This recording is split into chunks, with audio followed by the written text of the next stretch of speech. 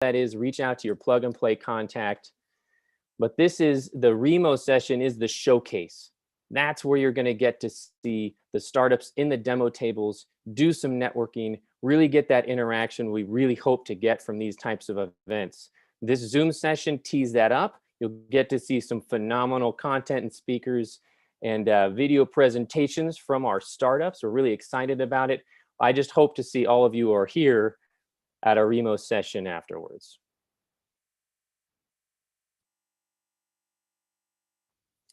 Today's themes, when we look to our anchor partners, these are really our board members of the program on the corporate side.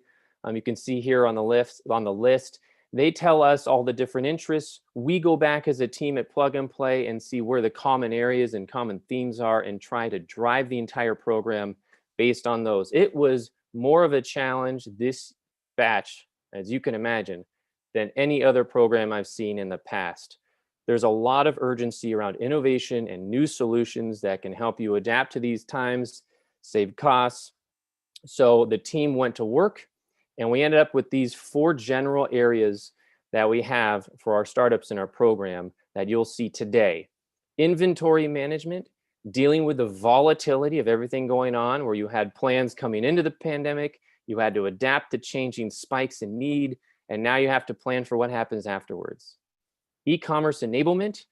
Oh, I'll go back and continue through a few of these more. Thanks, Jonathan. So e-commerce enablement, of course, now everyone having a massive part of the path to purchase online at home, really put a spotlight on capabilities around online and digital. So did you have them? What could you do that's more efficient? If you weren't strong there, what could you do to quickly beef up your capabilities? Sustainability and new ideas, some folks are really referring to this as the Great Reset. So what opportunities are created for us to look at this as a chance to build and develop circular models or other models of consumerism that are better for the world, better for our communities, and just better in general. So really excited about some of the sustainability and new ideas coming out of the opportunities created today. And of course, we always get asked for things that we see that are new and new ideas and new experiences across the entire shopper journey. So any type of new experience, whether it's online or off.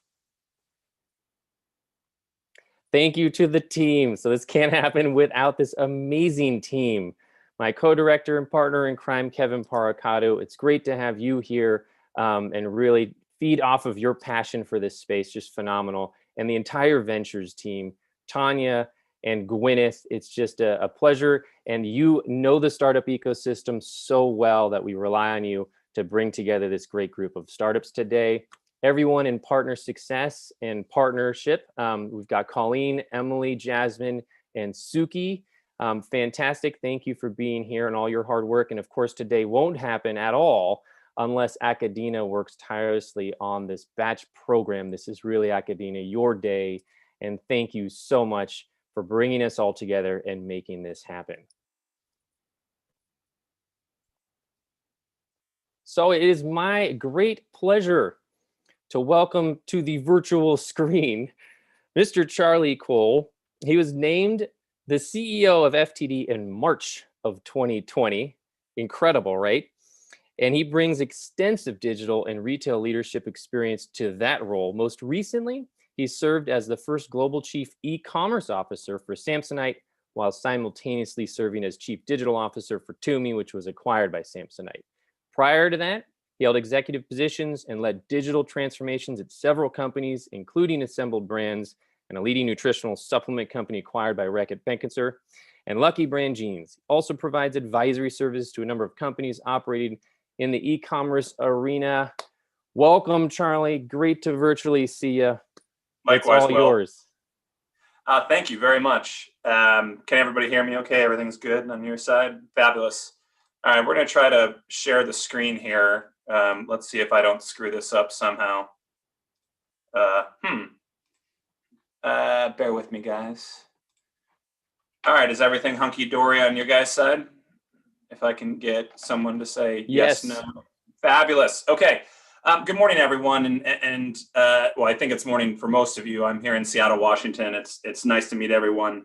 I struggled a little bit with what to talk about today because I didn't want it to be autobiographical and I wanted to kind of be as useful as possible.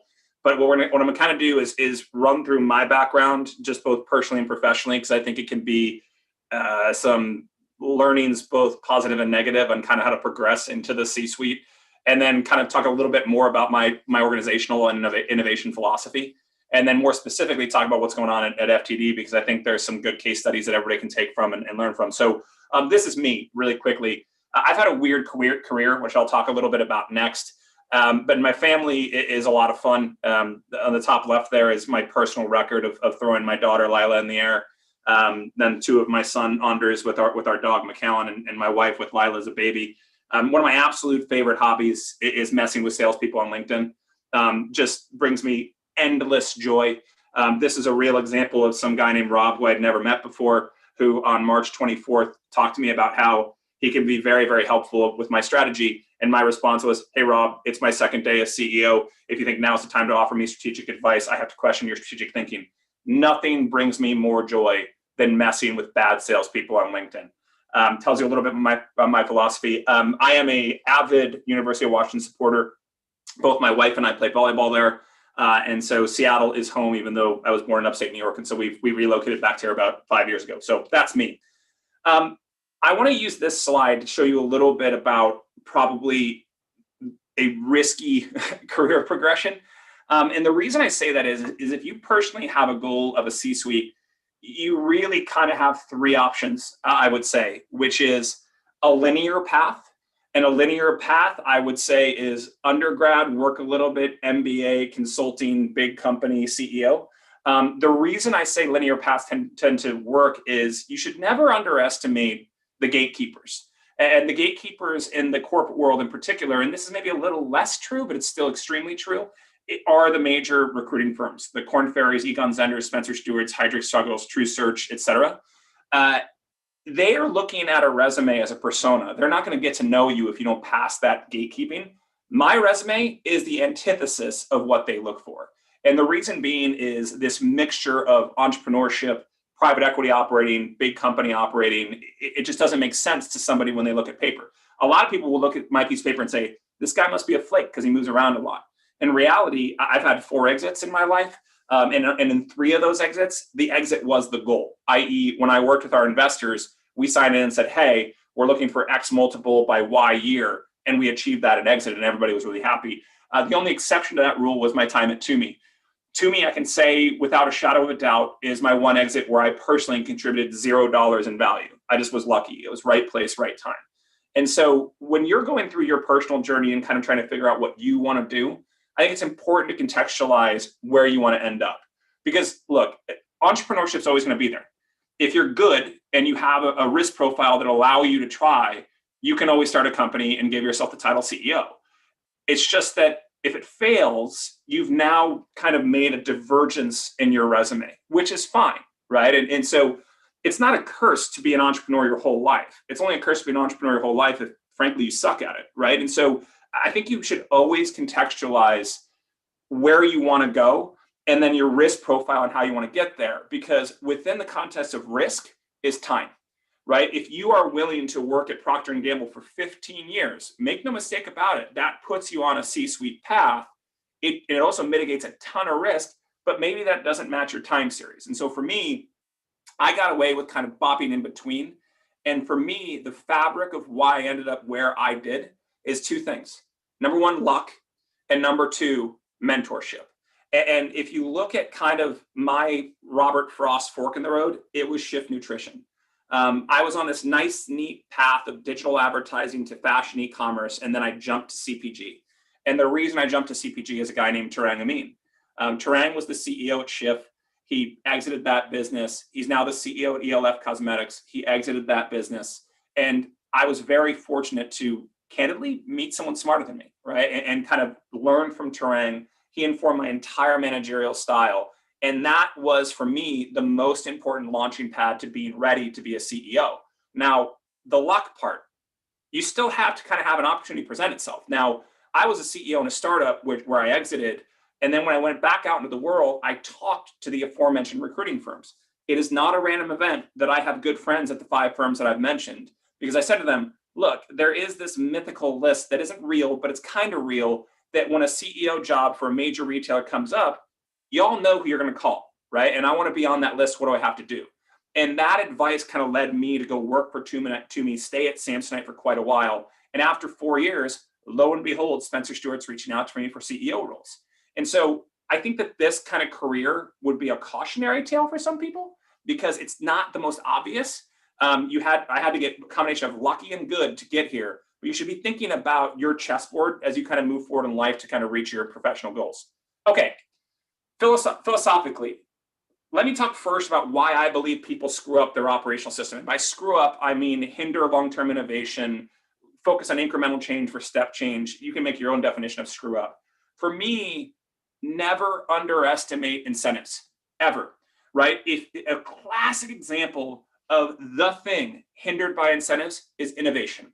If you work at a publicly traded company and you are forced to live 10K to 10K, 10Q to 10Q, you are functioning in a quarterly mindset. I think everybody on this call will agree quarters are not where innovation take place. Innovations take place over years, both culturally, systemically, and tactically. And so always understand what those incentives are. We recently did our 2021 bonus plan. And one of the things I made sure to do is carve out a good chunk of cash for every department that didn't hit their annual metrics, that they basically get a pass on.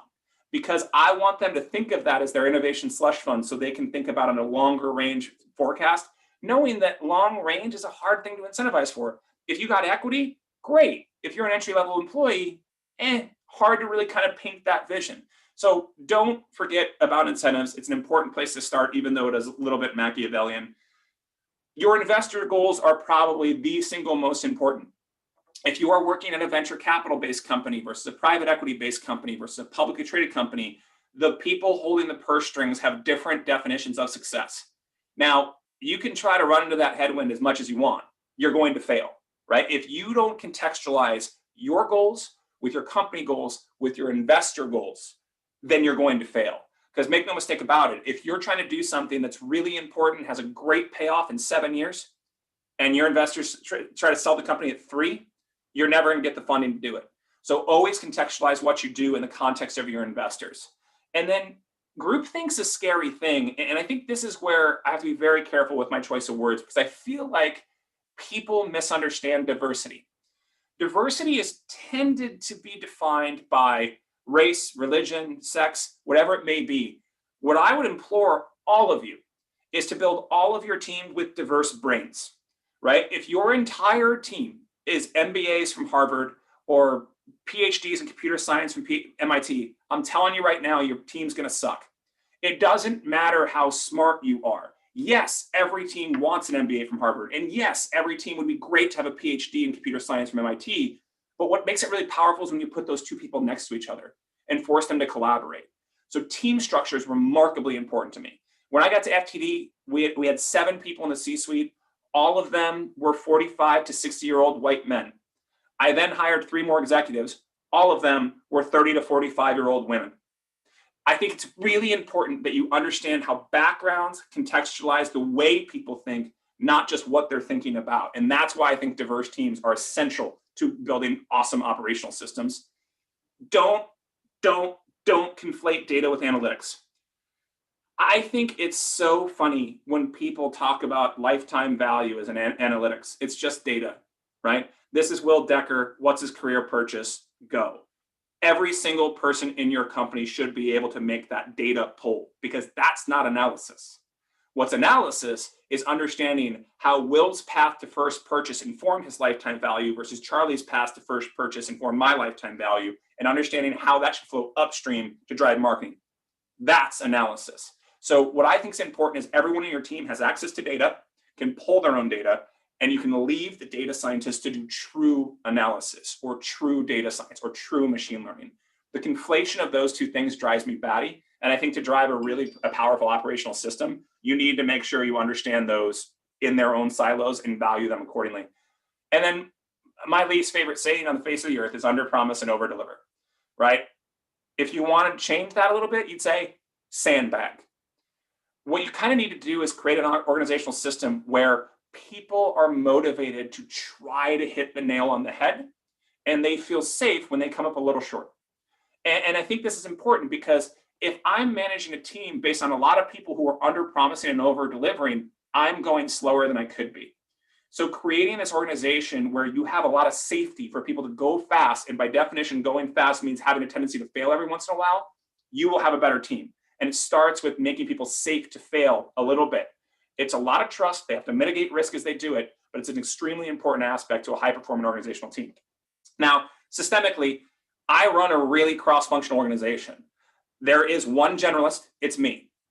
I don't believe in a strategy department. I don't believe in internal consultants. I think I need to have excellent functional leaders and excellent business leaders functioning in a way where they are pushing against each other constantly. And one of the things that I've been really employing at this new organization is there is no number two. There is no second in command. There's 8 people that report to me that are tied. And the reason I say that is not to like prop myself up in some sort of Orwellian overlord. I say that because I want these folks to treat each other like peers and honestly fight. And I think tension is important. This is a good example of, in my opinion, the 6 most important, what I call 3-legged stools in an e-commerce team. No one person in any one of these boxes should be driving the decision. They should be collaborating with each other. My personal favorite is the top right box, digital, tech, brand, and creative. What is a good landing page? Is it a beautiful one? Is it a high converting one? Is it a fast one? Is it a simple one? The answer to that question is yes. All of those are important, but you have to make sacrifices in everything you do in the context of technology, in the context of beauty, right? One of my kind of cliches that I say far too often is, if you gave Leonardo da Vinci a task and right next to him gave Stephen Hawking a task, and all you said was design the perfect web page, you are going to get 2 fundamentally different deliverables. But what you really want is the combination of the 2. You want something that is logical and fast and binary, and you want something that is beautiful and layered, and you want to put those 2 things together. The only way you do that is if you drive collaboration in these tension points. And so I would ask all of you, where do you have tension points and where do you have barriers? And then you have to ask yourself the really inward-facing question: are you the barrier? Is it really the other person's fault, or is it the system's fault? And this is this concept of managing up, managing down. There might be hard conversations that you have to have with your boss or your subordinates or your peers, depending on where you feel like the 3-legged stool. Usually it doesn't exist. Usually what happens is there's one person who's making far too many decisions. And it isn't that that one person is good or bad. It's just that one person is coming at it from one point of view. Go back to my diversity of thought rant. This is where you get that diversity and put it in action. And when I say to all 3 of these stools, if y'all can't figure it out, that's okay. That's the way the system is meant to function. Bring me in. I can be your tiebreaker. I get brought in very, very few times. It does happen. And when it happens, I get excited. I don't criticize people. I get really excited because I think that means the system is functioning properly. So let's talk about FTD real quick in the last 5-6 minutes we have. As Will referenced, I started as CEO of FTD on March 23rd. Illinois issued their shelter-in-place order on March 21st. It is today, Today is October 14th. I have never been to the FTD office as an employee. I went once as an interview candidate, and that was only into the Downers Grove office. We also have an office in downtown Chicago. As it would happen, I still have never been back. I basically haven't really left the state of Washington since then.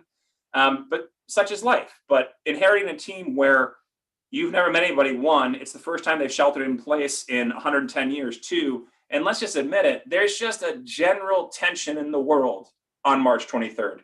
Really kind of put my system to a test. And then, the business was not doing well before I got there, had one of the worst Januaries you can possibly imagine, really blew Valentine's Day, which you can imagine is a really big holiday for flowers. And in my first 3 weeks of the job, I had 2 fatal website crashes. In my entire career in e-commerce, which started in 2006, I had 2 fatal website crashes before I got to FTD. My favorite example is when I talk to the head of tech, I go, hey, what's going on with the second? Because I don't want to be the unempathetic leader, but at the same time, I run an e-commerce business. His answer was, well, it was only down for 2 hours. That's when I knew the cultural challenge in front of me, that was going to be a lot of fun, which is why I am not a religious person, but I love to share this quote. In my first month, I must have said this prayer, it's called the Serenity Prayer, to myself 40 times. Because whenever you encounter a situation, you need to internalize what's possible for you to fix and what's not, or what's not on the timeline you would like. And so, regardless of your personal religious beliefs, I always have found this utterance in my head to be really beneficial. And it got to the point where people in the C-suite at FTD were copying and pasting this to each other over the first couple of months, because I have this belief that, and I'm pretty sure I learned this from some folks at TPG Capital, but I couldn't find the right footnote. So I don't want to represent this as my own. I picked this up at some point in my life. You have to play 3 chessboards at the same time, right? You have a tactical chessboard, which is what are you going to do in the next 90 days that has the most outsized return. You have the strategic chessboard, that what are you going to do the next year that has the most outsized return. And you have the vision chessboard, which is 3 to 5 years and has the best return. The rub on that is it's really hard to play them all at the same time. The pieces aren't quite the same. And in a lot of ways, you will have basically completely diametrically opposed initiatives on each board. And in our case, context really mattered here. I joined 5 weeks before the 2-week peak of Mother's Day. Mother's Day makes up 35% of our profit. So what's this? All that mattered was Mother's Day. And the bottom little sentence here is the thing that really matters. The strategy and vision, I just shut down any conversation about it because honestly, it didn't matter. If we don't make Mother's Day work, there's a legitimate possibility that 20 to 40% of our organization are looking for new jobs. And it's really easy to open a textbook you had in business school and say, well, you always need to project the perfect vision for an organization. I call bullshit on that, right? Because what I'm telling you right now, in the world of a pandemic on March 23rd, with 5 weeks before your Cyber Monday, your vision does not matter. What matters is making that number. And there's a lot of analogies out there, right? It's really easy to preach teamwork. It's really easy to preach teamwork in sports. But if it's game 7 of the NBA Finals and you're down 1 and one person has 2 free throws to make, what matters is how much that person practiced free throws. And yes, the team was a part of that process, but we always have to contextualize each thing into micro moments. And so what did we do? We blew the organization up, right? Within a month, we hired a new CTO, a new CMO, a new COO, and a creative director. We fired our digital marketing agency that had been there for 7 years because it took one look at the analytics and it wasn't going well. We completely started to overhaul our web analytics. Within 3 weeks, we had almost redone our Adobe Analytics instance because if we knew one thing, we had to be able to react to our web analytics in real time or as best as we could based on how screwed up the data infrastructure was. We immediately created a new dashboard that was focused on business metrics that mattered in the time. I didn't care about lifetime value. I know that's not what you're supposed to say, but I'm telling you, in the time, we didn't care about lifetime value. And we did everything we could to optimize conversion in the time frame we had. We launched Apple Pay, we launched Google Pay, we launched Afterpay. All we can do is our best. Yes, I would have loved to redesign our mobile website into a PWA. We didn't have time, right? So we did all these triages. And I'm telling you right now, we crushed it. We did everything as well as we could have, and we made 3 times the amount of money our organization thought we would. And guess what? Now we have the time for innovation. Now we have time for strategy. Now we have time for vision. And this is where it gets fun. Now it's June 1st. Now what? We basically looked at a whole view of the organization. So this was the entire C-suite sitting in a virtual room for 4 hours, basically saying, like, what are the biggest problems that are hindering long-term growth? And we zeroed in on these 6 things. And if I had to guess, these 6 things are analogous to your organization in some shape or form. So go back to the first thing, one of the first things I said about the difference between data and analytics. Democratizing data across the organization is essential because I promise you it's slowing you down. You shouldn't need a customer service rep to request a data pull to look at Charlie Cole's transaction history. Yes, there are data integrity issues, and yes, there are privacy issues. They are solvable. Get data in as many hands of people as possible, and it can be read-only. That doesn't mean they get to change the data. Get them read-only access to data in a way that's digestible to them. We need to differentiate our brands. I mean, FTD's been around for a long time. In a lot of ways, it's analogous to my career at Samsonite. You know, what does the brand really mean? Yes, it has heritage. Yes, it's respected, but what makes it different? And we need to have that conversation. And you should have that conversation probably once a year. Like, is our brand still living up to its reputation, or are we relying on its reputation? And it's an important semantic there. Best-in-class customer experience. This is something that people talk about all the time. I am telling you, if you put metrics behind it and you actually bonus people on Net Promoter Score, bonus people on return rate, bonus people on refund rate, you're going to actually start driving a better customer experience, because customers vote with their wallets. They vote with their wallets in 2 ways. Number one, well, 3 ways, I guess. Do they return the product? Do they come back and buy more stuff? And the third way is, do they recommend you to other people? Bonus people on it. Go back to the incentive thing. Reinvest in our florists. Put it another way, put a red line through florists and write supply chain. Are we able to deliver the best possible product on the face of the earth? If not, what are we doing here? Simplify everything and then find other chunk sales. Like, we partnered with Albertsons and are powering their floral. There's probably analogies there for you. Look, 20 minutes isn't a lot of time. My time is up, but I really believe in kind of the team at Plug and Play. I've used them in my past. I've known Will for a long time. I'm dropping Will a line to figure out how to partner with them to kind of drive innovation. And one of the things that I appreciate about their group is their willingness to openly network. This is the best way to contact me. Email me, add me on LinkedIn. I'm always happy to riff on this sort of stuff.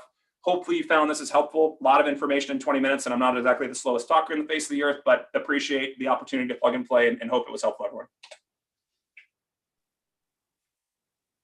Amazing. Thank you, Charlie. All right, off to you, Gwyneth. Your turn. Awesome. Thank you so much to Charlie for a great presentation. What an incredible way to kick off our event. Right now, we definitely all need to hope for the wisdom to know the difference between what we can and cannot change. And hello to everyone in the audience. We are so happy to have you all here. My name is Gwyneth, and I'm a Ventures Analyst on the brand and media teams here at Plug and Play.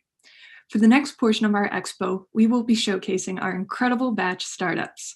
You can find our brochure via the QR code on the screen. It's just a quick scan away. And at the end of each presentation, a little poll will pop up on your screen asking if you're interested in an introduction to the startup. If you vote yes, we can facilitate an intro within the next week or so. And lastly, please join us for the second half of this event, which is networking on Remo from 12 to 2 PT, where you can ask the startups questions and watch live demos. And now on to the startups. So up first, we have Grabango.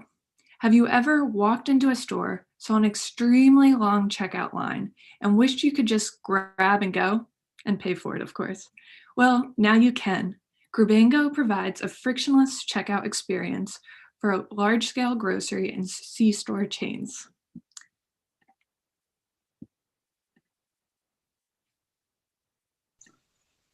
Good morning, folks. For our friends in other time zones, good afternoon. I'm Vijay Swami. I am the Head of Partnerships for Grabango. Grabango is a computer vision-powered, checkout-free technology provider for large convenience and grocery store chains in the world. We're headquartered in Berkeley, California, in the heart of Silicon Valley. We've been around for about 5 years. I suppose that makes us old by the Silicon Valley standards. Among our crop of clients, we count some of the largest grocery and convenience store chains in the world. Checkout-free technology, otherwise known as frictionless checkout, makes the checkout process very easy for your shoppers. So I should say that our mission is to eliminate lines and save your shoppers time. How do we do this? When shoppers visit a Grabango-powered grocery or convenience store, they can shop exactly the way they do today. There are no turnstiles, there are no barriers to entry. And when they're ready to check out, they can quite simply open the Grabango app or the retailer's app, scan the QR code in the app, and simply leave. Our computer vision algorithms running in the ceiling mounted cameras would know exactly the items that the shoppers pick. It would tally up the items, generate a receipt, and send it to the shoppers via the app. The credit or debit card attached to the customer's account would be charged for the particular transaction. quick sneak peek of our technology in a real store. Grabango specializes in bringing checkout-free technology through existing stores. We are experts with retrofit of checkout-free technology. This particular store is part of the Giant Eagle Empire in Pittsburgh, Pennsylvania. We launched the Grabango checkout service at this store for general public about 4 weeks ago. So if you're in the Pittsburgh area, please do pay a visit to the GetGo store to try Grabango checkout in person. I believe that's all the time that I have. Let's connect for a longer conversation, either this afternoon or on a different day. Here's my email. Feel free to reach out to me either via email or please talk to your friendly plug-and-play associates. They would be happy to connect you with me. Thank you. Great. Thank you so much to Grabango. I think in the COVID era, we all have a new appreciation for the grocery store. So everyone in the Pittsburgh area, head over. So there should be a poll popping up. Feel free to vote. Now up next, we have Butler. So track the customer journey within the store while respecting the customer's privacy concerns. How, you may ask? So Butler tracks people's movement by sensing body heat. Hello everyone, my name is Honghao Din. I'm the co-founder and CEO of Butler. Butler is a spin-off from MIT Media Lab. We've developed a new generation wireless system to track individuals' position and behavior while safeguarding privacy. It can be used in any environment, home, assisted living, offices, or retail. We built state-of-the-art sets of algorithm and wireless sensing network based on our team's multiple years of research. The Butler team is from MIT, Harvard, and Berkeley. Our technology is the world's first and only solution to detect individuals' indoor location, posture, and body temperature in real time, all while safeguarding privacy, and is completely wireless and plug and play. With multiple sensors in this place, our system can track each individual's visitors from the moment they walk into the store to the shelf space until the point they check out. The retailers can use this shopping journey data to achieve real-time personalized promotion and experience just like online retail.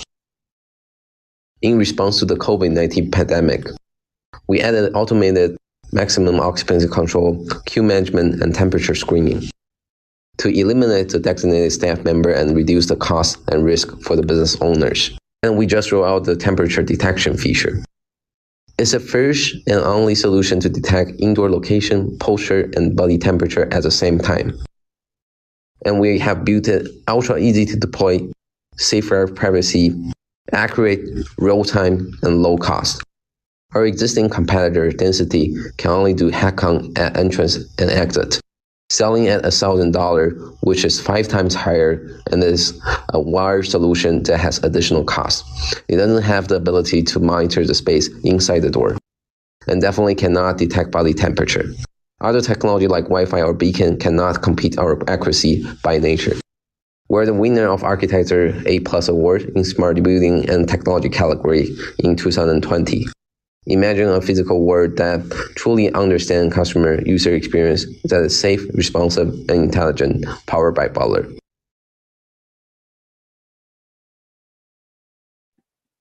Thank you so much to Butler. So up next, we have Immerse.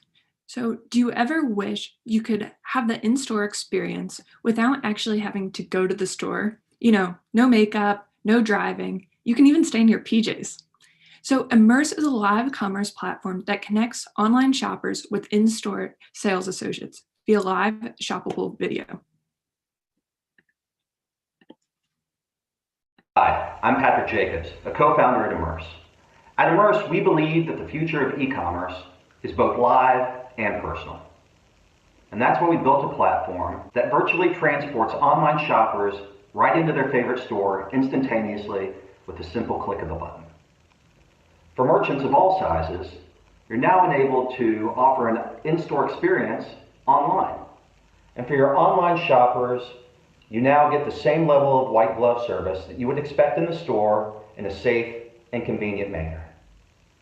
For brands and retailers, the level of customer engagement is incredible, and it enables your sales associates to now sell beyond the walls of the physical store. So here's how it works. A widget is placed on the brand's website. When a customer clicks, they're connected via live shoppable video with a sales associate, either in the store, a call center, or even their homes. Once the customer and associate are connected, the experience is amazing.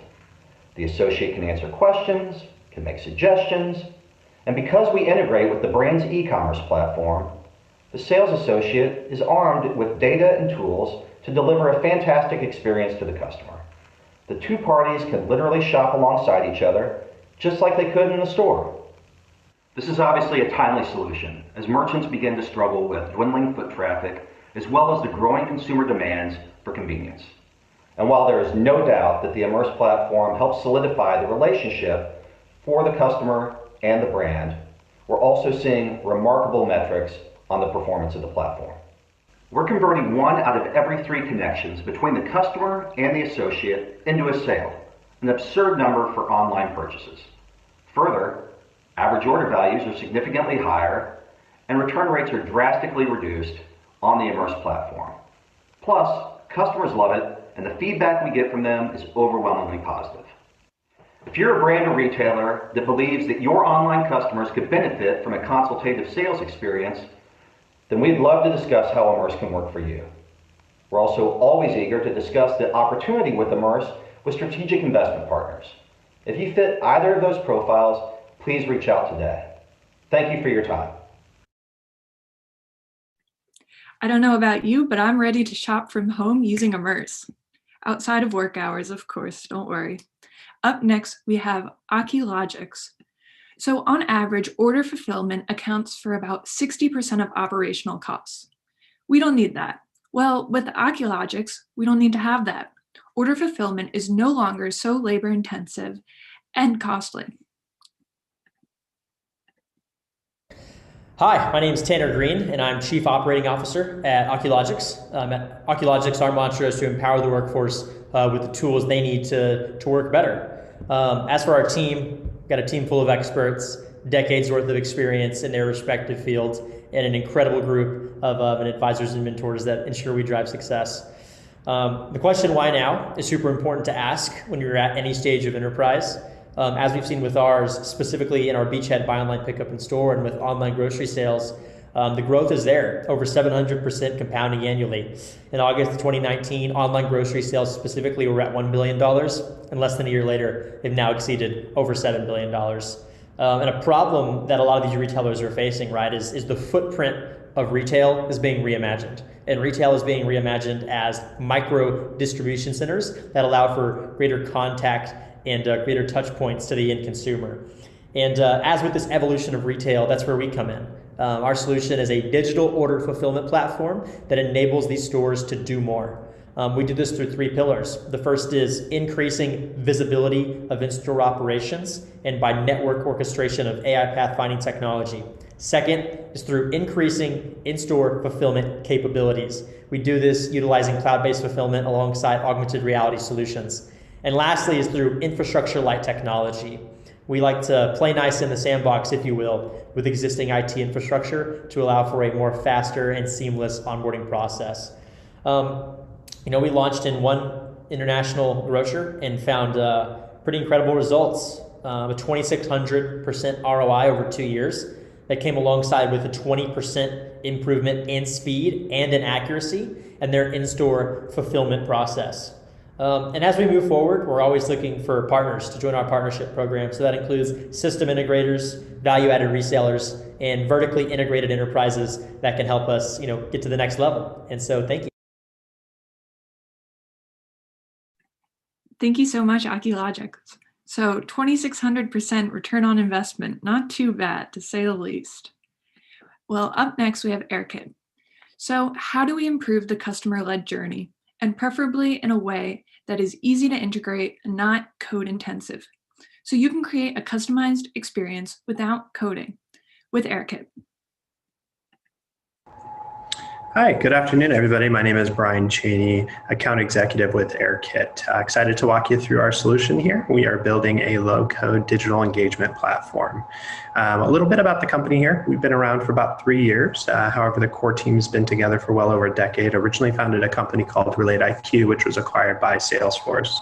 And it was really there that we started to see folks struggling with the interaction with their customers and how do they start to interact with them at scale. And what we started to realize was that companies scale out with headcount. When I say headcount, meaning the form of contact center agents, engineering, IT resources, as compared to leveraging technology. Some common themes that we would hear time and time again is teams are being asked to do more with less. When it came to the customer experience, oftentimes felt outdated. Engineering resources were just going away, so it was really tough to get everything done. And then digital competition was heating up pretty aggressively. So that's where we came in to build out the first low-code digital engagement platform that would enable teams just like yourself to build these digital-first experiences very quickly and easily. As you'll see up on the website here, this is AirKit Studio. So this is where you'll be able to build these end-to-end journeys based on your customer preferences and how you'd like them to interact. It's been fascinating to see anybody like MetLife, First Republic Bank, some other clients that we have on our list here, ADAC, which is Europe's version of AAA, all the way down to smaller startups such as Turo.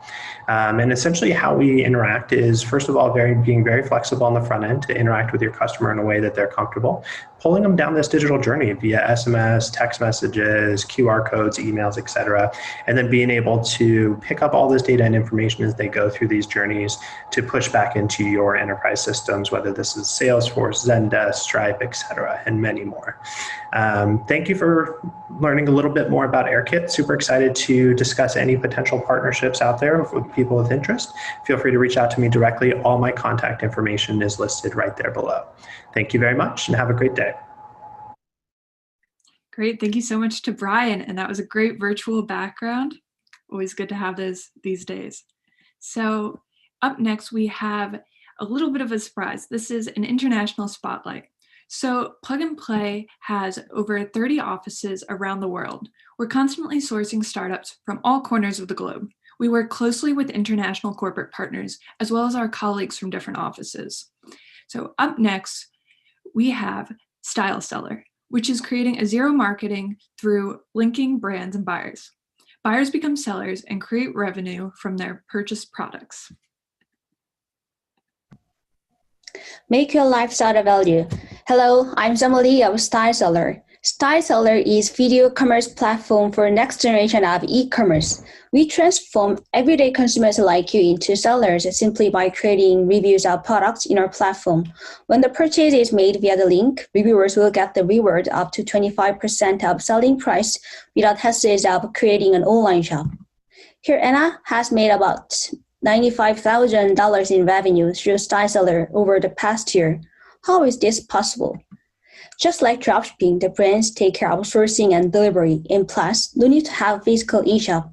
Reviewers will market and sell products via their review links. Once sales are made, reviewers will get the reward, which can be transferred as extra money. Brands can promote their products over the world without any marketing costs, as reviews become direct marketing and sales tools. Style Seller gets about 20% as margin from the price the consumers pay.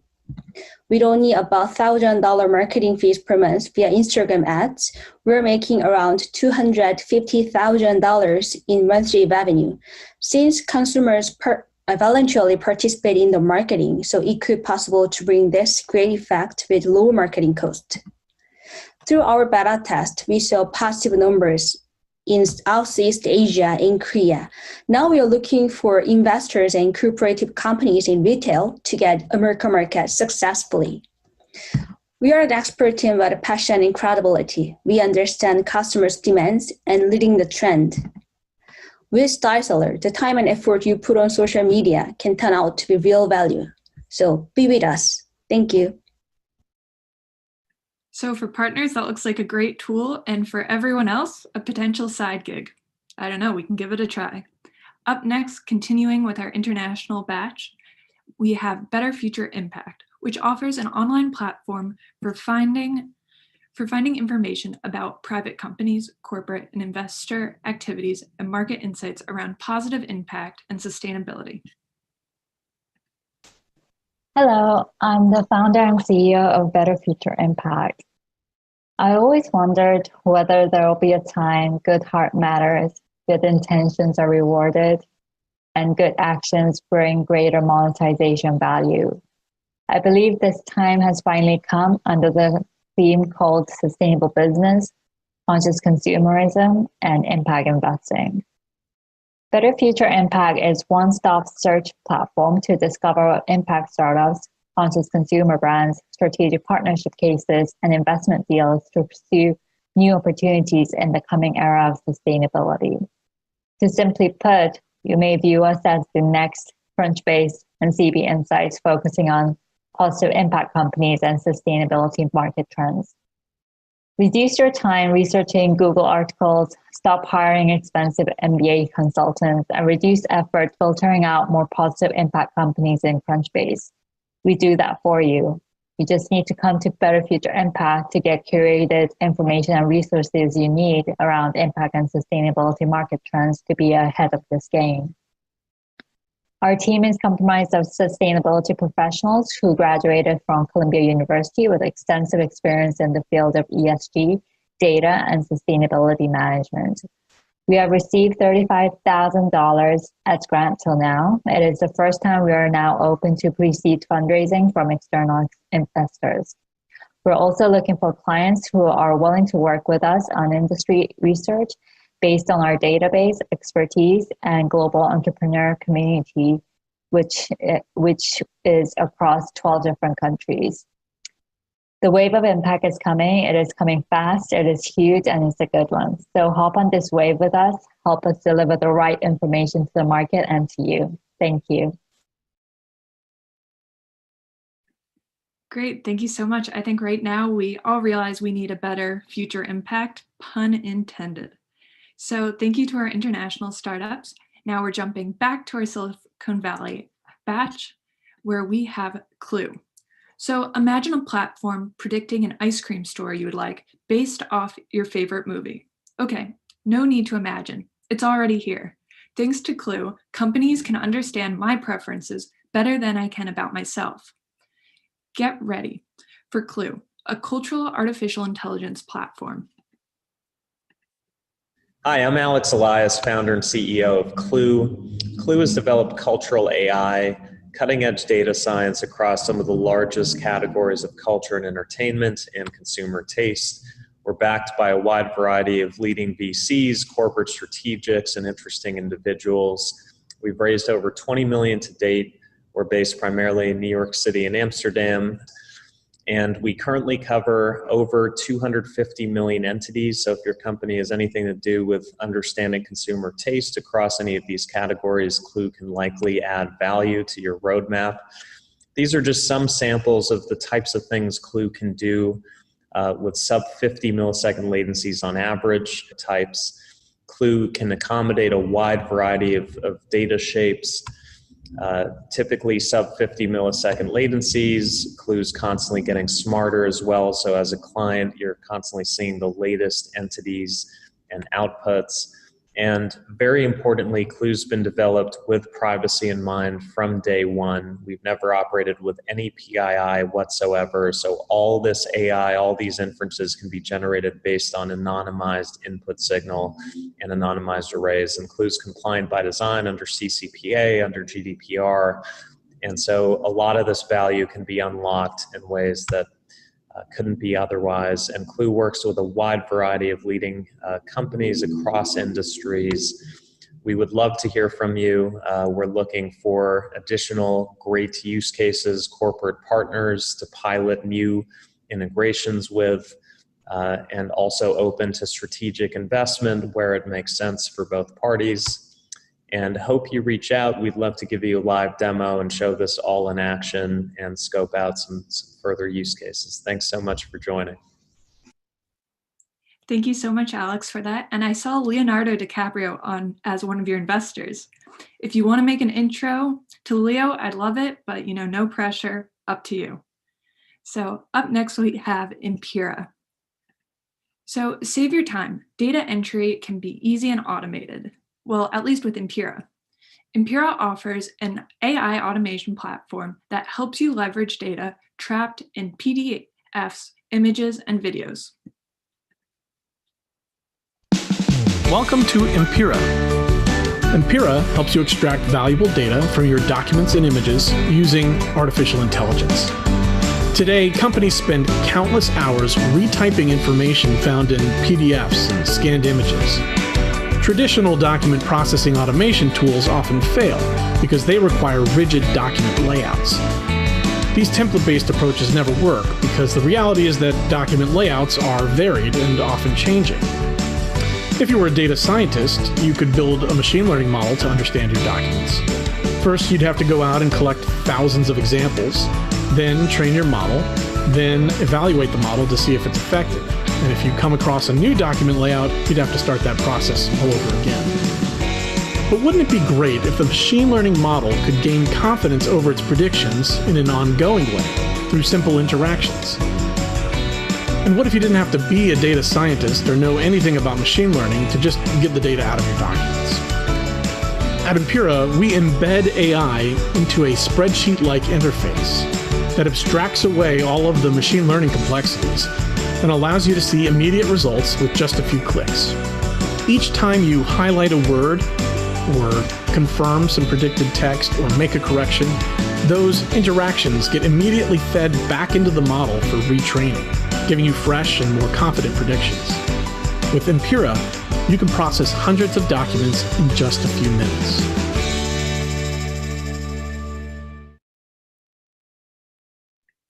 Wonderful. Thank you so much to Impera. So up next, we have Idiomatic. What do Disney, Slack, Pinterest, and Instagram have in common? I frequently use all of their apps, perhaps more often than I'd like to admit. Yes, but no. They also use Idiomatic to elevate the customer experience. Hello, all my plugin players. My name is Ben, and let's get into the quick breakdown of Idiomatic. Idiomatic was founded about 5 years ago by Chris and Kevin. Both of them had founded companies previously, and they both were running into the same problem. They were collecting a ton of customer data, be that via support interactions or reviews or long form and surveys or any other channel that's available to them. But they didn't know how to get to this in an efficient way to pull insights at scale. So they decided to solve this and built Idiomatic. They did this because, as you may know, CX is a huge deal these days. The only problem is there's no way to really get at how to quantify the data so your teams can use it strategically. Typically, people have to do something like this. They have their CRM, they have their help desk, they have their app reviews, they have their social media feeds. And typically there's an admin or somebody responsible for digging into this data or having it classified automatically at very high levels.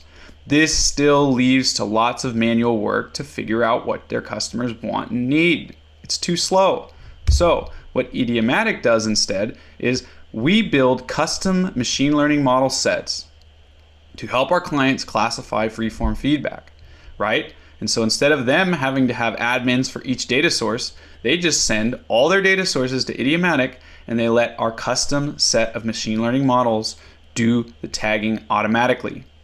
Which means for you as the customer, right, much more granular insights, much higher levels of accuracy, and no loss of data at scale. That is our core competency. So if you'd like to be like Instacart, Disney, or Bridgestone, who have found great success working with us, please reach out.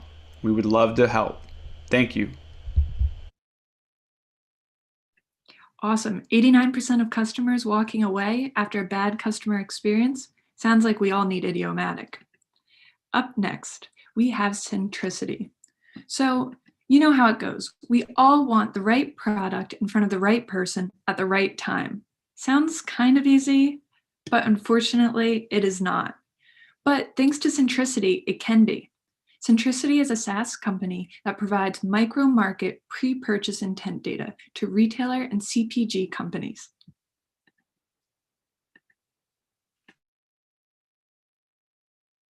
Hey, my name is Mike Brackett. I'm the founder and CEO of Centricity. We are a retail and CPG focused data company based in New York City. I founded the company after a lifelong career in the retail CPG industry, doing everything from stocking shelves to store manager, all the way up to category management. And I really felt a strong pain point when I was trying as a retail leader to make strong customer-centric decisions as it pertained to private label innovation, as well as product assortment, pricing, and promotion. The tools that we use were legacy syndicated data tools, which of course, as I found, tell a very one-sided story of consumer trends, particularly on a micro market level, and very much particularly when it's looking at new innovation and there is no data or signals in the market yet. Tactically, what we do as a company is we take in over 1 billion points of raw internet traffic every single day. We layer on a mixture of both human and AI annotation to be able to do entity extraction and sentiment analysis on all of this raw traffic that people are looking at. So this can be anything from search, social, recipe, lifestyle blogs. We capture that and we are able to display that to our customers to show a truly unprecedented amount of forward-looking, actual customer-centric data that is not at all polluted by promotion, by pay-to-play activity, nothing of that sort. Most of the applications that we have, again, are with brick and mortar retail and CPG. This is not just with food, so we're working in multiple verticals such as fashion, non-foods, as well as getting into some other verticals within retail. Because we see that large, unprecedented amount of data and signals in the market before anybody else, our research and development departments at CPG companies are able to use this to help aiding in both looking at what the up-and-coming trends are, to be able to deliver products to market faster before their competition, as well as when it comes time to have that all-important conversation with the retailer to convince them that that item is right for their distribution, it gives them an actual meaningful large data set that proves to the retailer that not on a panel, not on social media, but in your actual operating market, I can prove to you that there's a want and need for this product and you don't carry it. So with that said, we hope to hear from you soon. Thank you very much. Thank you so much, Mike. Awesome platform you built based off your own experiences. So up next, we have Hops. So forget expensive and time-consuming outsourcing. Want to be matched with a marketing or engineering expert in less than 2 minutes, literally in the touch of a button. Try Hops. Hops is a live and on-demand expert platform for engineering and marketing teams. Hi guys, my name is Amr and I'm the founder of Hops. What is Hops? Hops is an AI-driven web platform that upskills your teams on enterprise tools by connecting them with vetted experts within 2 to 3 minutes. We currently offer help for tools like Facebook Ads Manager and Google AdWords, and are now working on adding tools like Figma and Webflow. So what makes Hops so different from other freelancer marketplaces? Well, first of all, we're an upskill platform, not an outsourced platform. Our experts are not there to do your work. They are there to teach you and your team how to do exactly what it is that you need to do. For example, let's say your marketing team is having a hard time figuring out how to optimize their ad spend. Hop on Hops. Our experts will teach you how to analyze the spend while also giving your team unique, industry-specific insights to improve your ROI. There's no sourcing cost to find that help. You're automatically connected to an expert that can help you best resolve your problem. No more wasted time going through lists of people, spending time messaging, and finally picking someone who may be able to help you days later. Just hop on Hops. We use our AI to find the best matched expert for you based on your request data and the availability of online experts. We simplify the pricing process. Clients know exactly how much they will pay per hour for any given task. For example, to speak with a Google Ads expert on how to set up or auto your campaign, it will always cost you $140 per hour, billed by the minute. No overhead, no retainer fees. And the best part?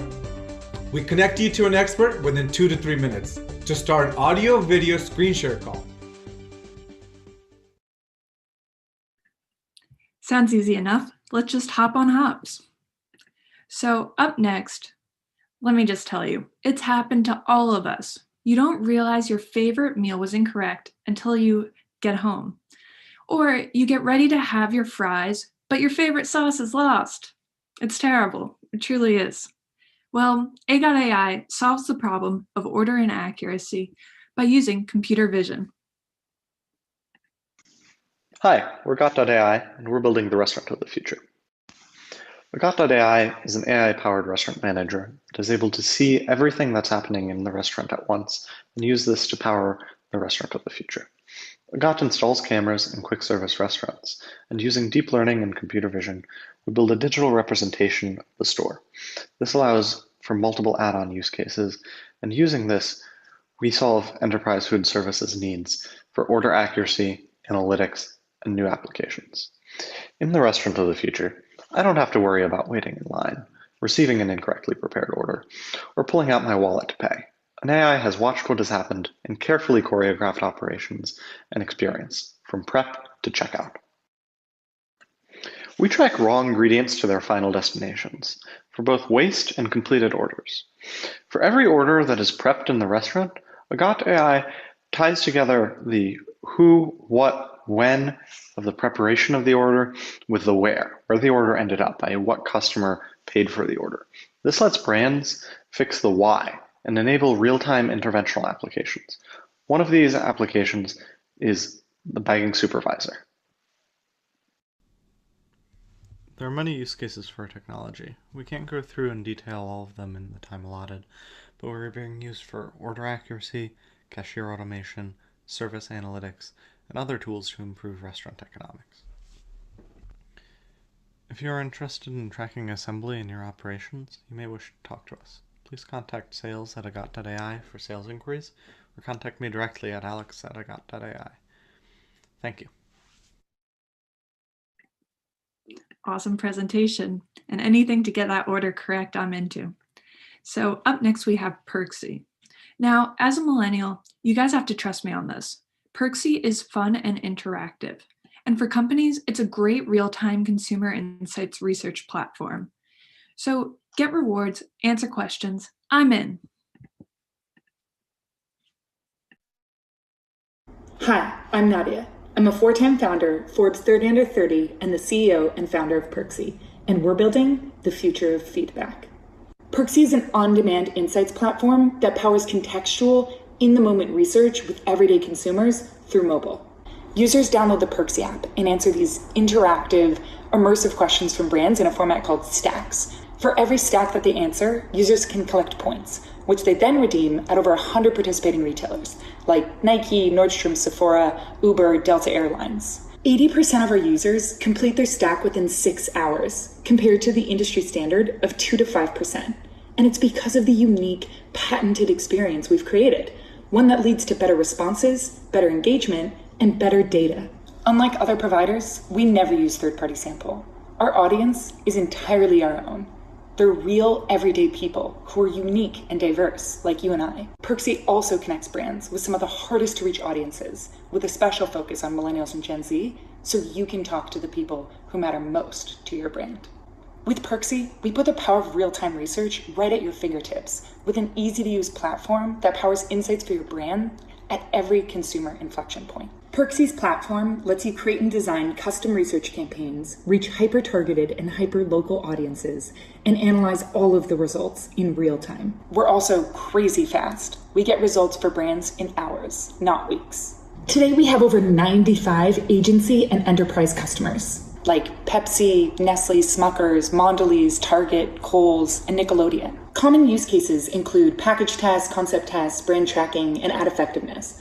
We also do qualitative work like video diaries, mobile ethno, and guest intercepts. With an on-demand insights platform that connects you with your target audience in real time and greater speed, scale, and engagement than traditional research, Perksy is building the future of feedback by asking what's next. Great. Thank you so much to Nadia with Perksy. And that was an awesome hat. I don't know if anyone else noticed the Savage hat, but definitely resonating with Gen Z and millennials. So thank you to all of our amazing startups. It's been an absolute pleasure working with them the past few months. And next, I will be handing the virtual microphone to Will. Awesome. Fantastic. Thank you so much, Gwyneth. just a phenomenal job all around. And what I'd like to do here at this point is we like, as a team, to recognize a corporate partner at the end of the batch who's done something special or been engaged with our community. And it's my pleasure to present that award right now to you. And this is for a longtime founder. There you go. Thank you so much for the drum roll reveal. Look, Mars came into this batch very strong. They've spoken at some of our events. They've done deal flow sessions across multiple topics and worked with startups in the batch. And for that impressive engagement, the entire team here wanted to recognize as the Brand and Retail Batch 14 Corporate Award winner, Gary Aurora and the Launchpad team at Mars Incorporated. So congrats. And Gary, I'm not sure if we have you here on the line, but if you wanted to say a few words. Yeah, can you guys hear me okay? You're coming through great, yeah. Awesome, man. It took me 4 years to get this award, but I'm glad I did. So thank you, Will, for the recognition. Thank you to the incredible team at Plug and Play. I think, like Will, you mentioned, we've been part of the journey for about 4 years, and I think it's a testament that we keep coming back is because we keep seeing tremendous value. I think this for us is a way to future-proof our business, specifically when we look about how the route to mind and the route to marketing and the route to media is being disrupted. I think for us having a partner like Plug and Play, who honestly, the quality of startups that are coming through the batch, the precision of the right use cases that we are trying to solve for, and I think that compatibility every year over year, I've seen that get better and better. And as a result of that, the clear result is we're doing way more pilots with the startups in each of the batches. We're scaling and turning those small pilots into large scale commercial deals.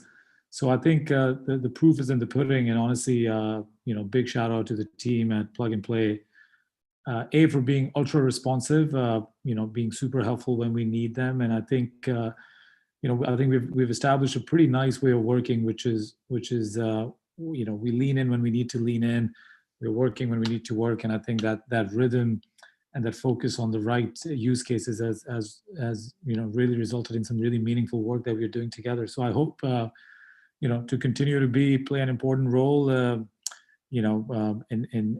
continuing to bring startups into the Mars world. And also for any of the corporate partners that are on here, I think what you invest with Plug and Play is what you get back. So for us, we've continued to increasingly get more and more team involved in Plug and Play and with the startups and with the community. And I think the results we're getting back keep getting better every year. So thank you for the team, and thank you for all the startup community that continues to spend a lot of time with us.